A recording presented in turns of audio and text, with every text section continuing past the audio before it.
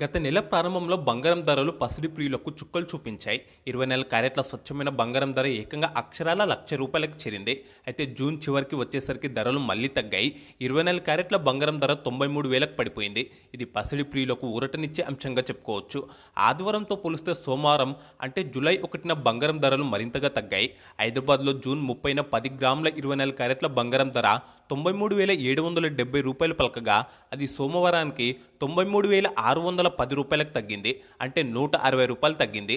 అదే సమయంలో 10 గ్రాముల 22 క్యారెట్ల బంగారం ధర ఆదివారం ₹89,300 పలకగా సోమవారం నాటికి అది ₹89,150 తగ్గింది.